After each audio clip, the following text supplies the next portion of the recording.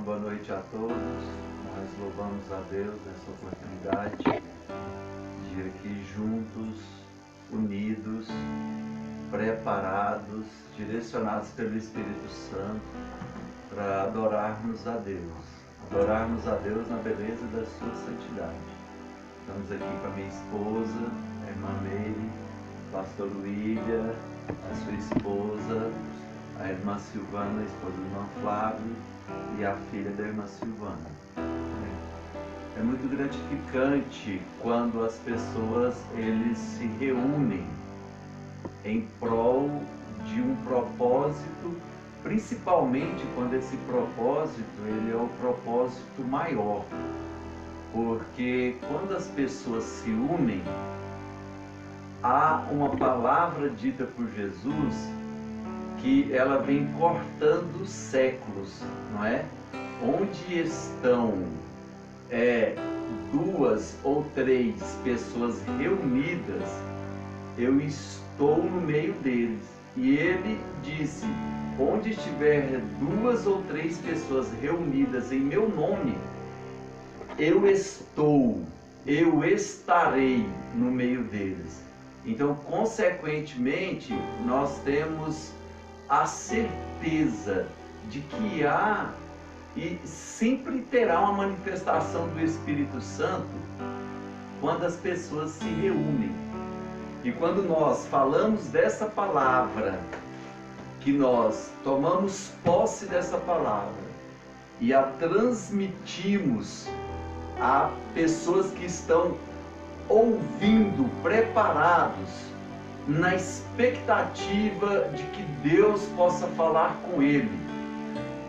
É muito claro que as pessoas, quando elas estão diante dessa palavra, há um sinal de alerta ligado em sua consciência, em seu coração, porque da mesma forma que ela é falada, para quem ouve, ela vai muitas vezes como um bálsamo que cura, como uma palavra que repreende, exorta, com um propósito de trazer edificação. Essa palavra também que alimenta as nossas almas. É preciso deixar bem claro essa conotação de que nós precisamos desse alimento. Ele é um alimento espiritual e sólido ao mesmo tempo para as nossas almas. Por isso nós vamos aqui fazer menção de 2 versículos bíblicos, e nesses 2 versículos bíblicos nós vamos usar aqui os seus contextos. E eu tenho certeza que Deus, Ele tem uma palavra para você, porque a Bíblia diz, usando o profeta Isaías, filho de Amós, através do capítulo 55, a partir do versículo 8 em diante, que a palavra de Deus, ela não volta vazia. Louvado seja o nome do Senhor por isso. Atente-se, Deus tem uma palavra para você. No livro de Lamentações de Jeremias, no capítulo de número 3, apenas no versículo de número 1, diz assim: eu sou o homem que viu a aflição pela vara do furor de Deus. Quando nós estamos diante de uma palavra como essa, e você aborda o sentido literário, e você usa essa expressão, uma frase, nesse versículo, na qual ela fala, eu sou aquele homem que viu a vara do seu furor, que viu a aflição pela vara do seu furor.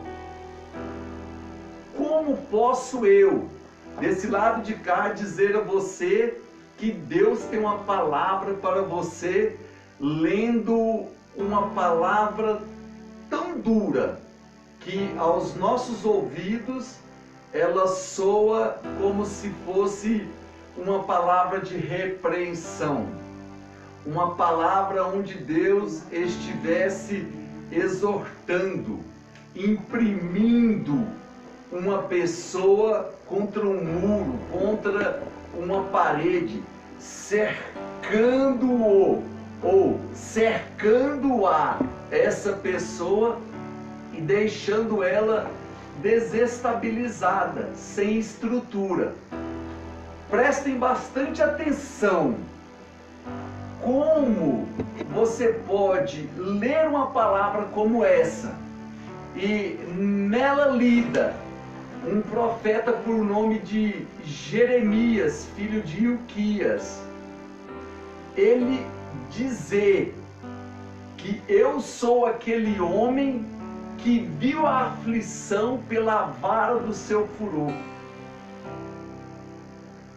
É bem nítido que todas as vezes que nós estamos à procura de uma palavra, isso é lógico, isso é cognitivo, isso está entrelaçado na nossa alma, isso faz parte daquilo que é doce, que é açucarado para o nosso interesse.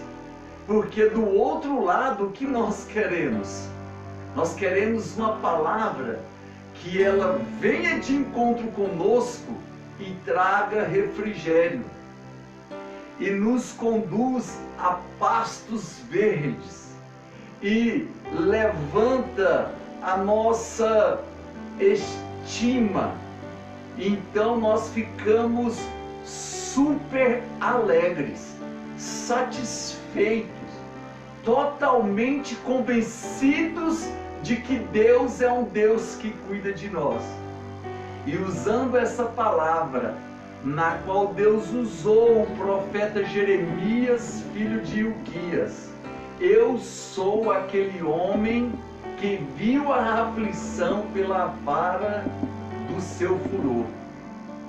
Que palavra é essa que Deus pode trazer um refrigério para a sua vida?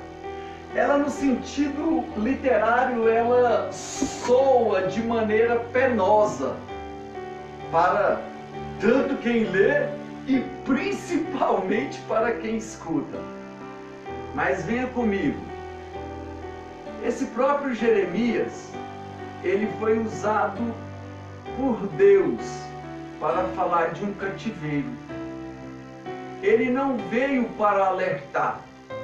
Deus usou o profeta Isaías, filho de Amós, para alertar o povo de Israel sobre a vinda do exército de Nabucodonosor à Babilônia.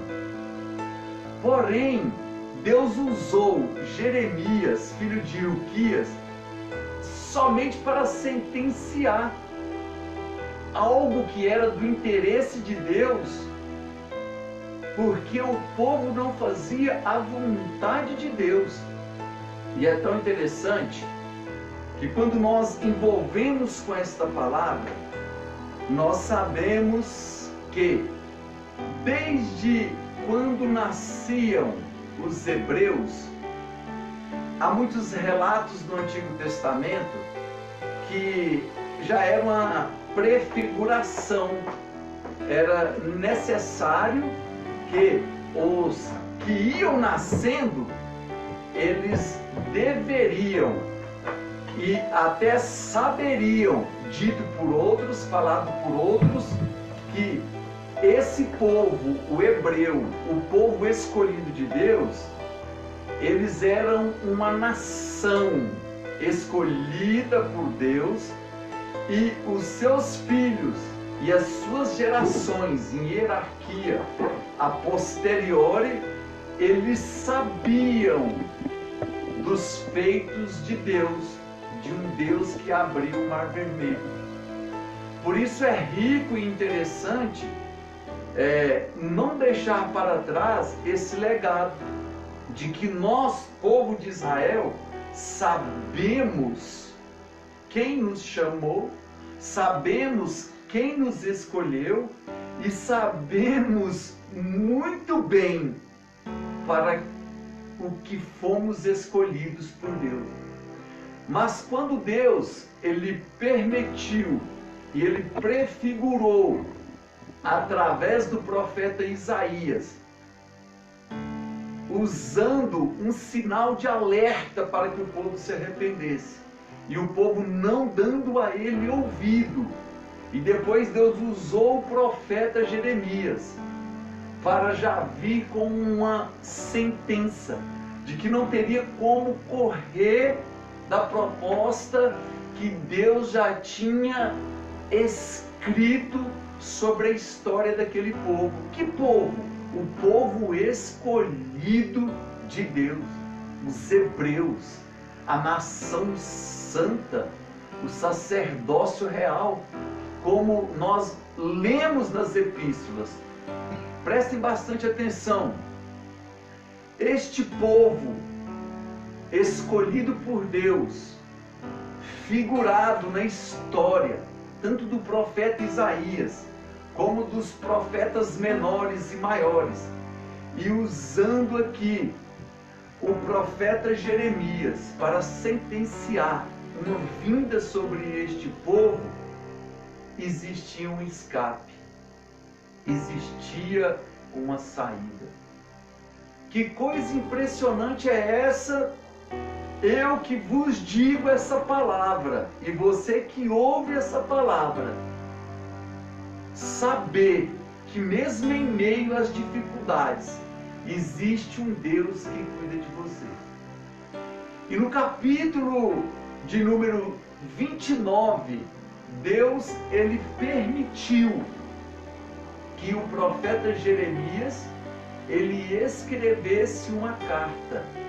Carta essa que tinha todo o interesse de Deus para aquele povo. E a gente observa que no versículo de número 5, a palavra de Deus, usando o profeta Jeremias, no capítulo 29, versículo 5, ele fala, manda o profeta dizer ao povo, né? Edificai casas, plantai jardins, comei os seus frutos. Que coisa interessante! Quando você fala essa palavra, edificai casas, plantai jardins, que coisa bela, plantando-se jardins, e comer-se dos seus frutos, não é algo tão notório de uma prosperidade, de um Deus que manda você edificar casas, plantar os seus jardins e comer daquele fruto que o jardim propiciará, dará, entregará depois da semente plantada. Só que há um contexto nessa palavra, porque nós estamos falando de uma palavra onde Deus usou um profeta para escrever uma carta, para dizer a um povo dele escolhido que eles estariam indo para a Babilônia, que eles estariam sendo levados pelo imperador Nabucodonosor na ocasião. E Deus manda um recado: ei, plante, edifique, colha. Não é meio assim antagônico à realidade de uma palavra linda que Deus manda você edificar, Deus manda você plantar e Deus manda você colher? Onde? Para onde Deus os mandara? Na terra do inimigo, na Babilônia. Que coisa impressionante! Será que os cuidados de Deus são cuidados apenas quando nós percebemos que tudo vai bem, que tudo vai de vento em polpa, como nós usamos, não é, esse adágio, por que não dizer esse provérbio, não é? Quando tudo vai bem, eu vou louvá-lo, né? Mas Deus, Ele, embora estava levando as pessoas para o império de Nabucodonosor, para ficarem ali presos 70 anos, Ele também levava consigo a promessa.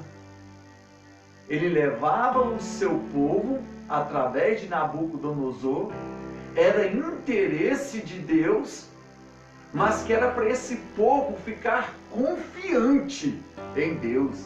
Era para esse povo edificar casa. Deixa eu explicar melhor para você. Era para o povo cavar buraco, fazer o alicerce, estender a sua tenda, edificar a sua casa, pegar uma ferramenta e, após a edificação dessa casa, plantar um jardim e ali esperar a colheita do seu fruto, porque ali eles viveriam 70 anos sobre os cuidados de Deus. Porque eu posso fazer uma pergunta para mim mesmo e direcioná-la a você. Temos entrelaçado, parece que no umbigo, nessa genética nossa, de querermos tudo aquilo que é bom, que é aprazível, que não traz dor, que não traz sofrimento. Mas como nós sabemos, ei, você que está me ouvindo, eu tenho certeza que muitos dos que estão me ouvindo sabem disso, que o local onde Deus escolheu uma escola e nós cristãos a denominamos e falamos e ensinamos sobre ela, o nome dela se chama deserto. Para você que não sabe, saiba a partir de agora que Deus, ele escolheu o deserto para trabalhar no interesse do seu povo. E olha que o deserto, principalmente do Saara, é o lugar mais quente. Mas Deus, ele era bondoso, porque ele conduzia esse povo sobre os seus cuidados, sobre o maná, o alimento que não faltava, sobre a sombra. Algumas vezes, ou por que não dizer muitas vezes, embora eu e você não saiba, nós lemos, mas dentro ou entre as entrelinhas poderia ter sido cajado, batido muitas vezes na rocha, para que ali minassem a água. Observe que quando você olha para uma palavra, que a demanda dela, o contexto dela é sobre sofrimento e dor, você não consegue ver razão ou escape para isso. É como se a nossa genética fragilizada estivéssemos nós aprisionados àquilo, não conseguíssemos desprender daquilo que é tão penoso.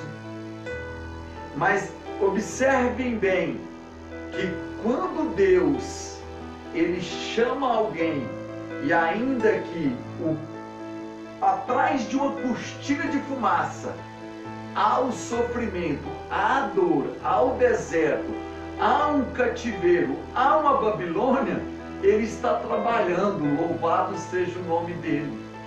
Porque ele é poderoso e nós não entendemos a forma como ele trabalha. Eu não entendo a forma como ele trabalha na minha vida e você não entende a forma como Deus trabalha na sua vida. Então esse Deus que falou para aquelas pessoas indo para o cativeiro: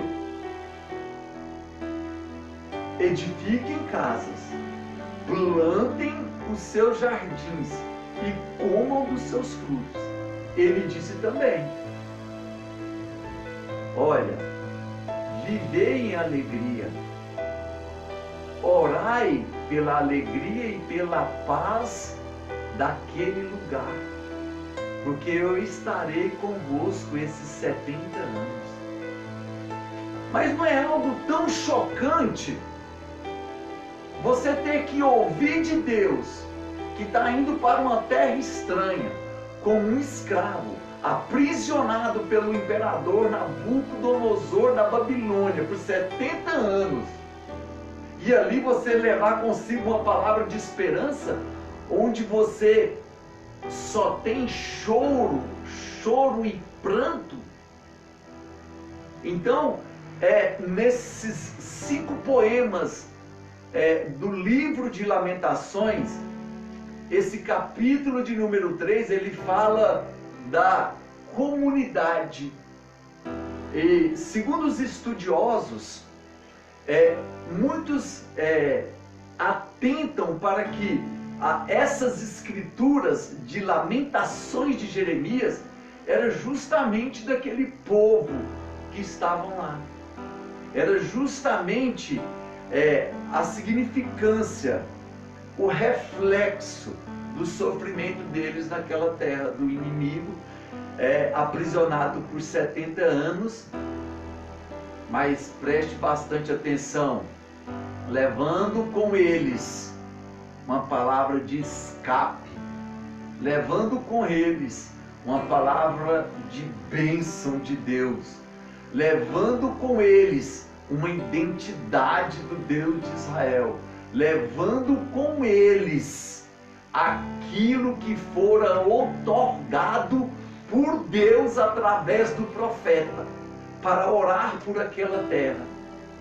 Já perceberam que essa genética nossa, aprazível aos nossos belos prazeres, os nossos interesses, os nossos confortos, as nossas bênçãos, sejam materiais ou espirituais, é algo que nos prende muitas vezes em nós mesmos e nós não conseguimos desprender.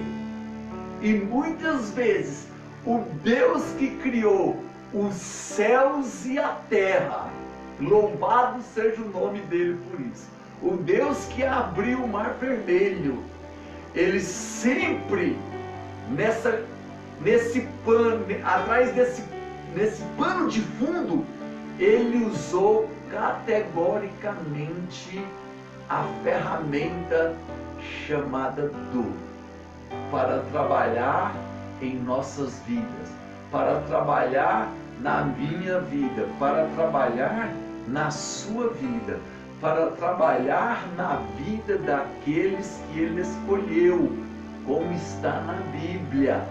João, no capítulo de número 15, versículo 16, se não me falha a memória, o inverso, capítulo 16, versículo 15, Deus escolheu um povo.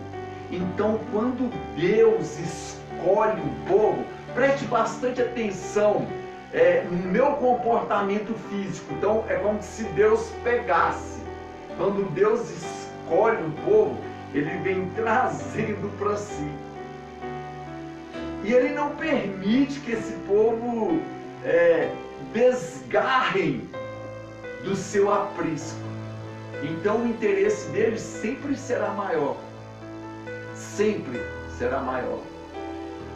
E talvez se eu e você, nós olhássemos para uma situação como eles viveram em prática, embora nós não somos diferentes, nós temos as nossas lutas, nós temos as nossas dores, nós temos as nossas aflições, mas a palavra usada de Deus em nossas vidas nessa hora, nesse momento, é uma palavra na qual Deus pode pegar uma denotação de um profeta que fala que eu sou aquele homem que viu a minha aflição pela vara do seu furor.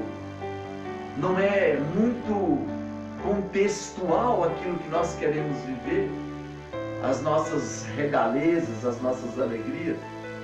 Mas eu vou te dizer uma coisa: Deus, ele jamais vai deixar de usar essas ferramentas que só Ele pode, que só Ele tem. Louvado seja o nome do Senhor. Mas no mesmo capítulo, no versículo de número 11, a palavra de Deus fala, através do profeta, levando aquele povo um alento, uma calmaria, uma confiança, uma palavra de promessa. Então, independente da circunstância que eles viveram, das dores, do sofrimento, das lamentações, e que eu e você, que nós vivemos ou podemos viver, ele falou usando o profeta no versículo de número 11: eu bem sei os pensamentos que tenho a respeito de vós, diz o Senhor, pensamentos de bem e não de mal, para vos dar o fim que desejais. Louvado seja o nome do Senhor. E ele continua falando, louvado seja o nome do Senhor. Por quê? Porque ele, da mesma forma que ele levou esse povo para o cativeiro, da mesma forma que ele disse que tinha uma palavra de promessa, de alento, de bênção, ele também deixou uma identidade para que as pessoas buscassem a Deus, né? Porque há um elo entre nós e Deus pelo Espírito Santo, através de quê? Da oração. E ele disse: buscar-me-eis, no versículo de número 13, na carta, no capítulo 29, versículo 13, buscar-me-eis e me achareis, quando me buscardes de todo o vosso coração. Entendam bem, não por interesse, não por aquilo que ele pode fazer, não por holofotes que alguns ligarão por algo tão bom que fizeste. Não. Mas ele fala que quando nós buscarmos Ele, de todo o nosso coração, nós o acharemos. Louvado seja o nome do Senhor. Que essa palavra seja como alimento para a sua vida. Louvado seja o nome do Senhor.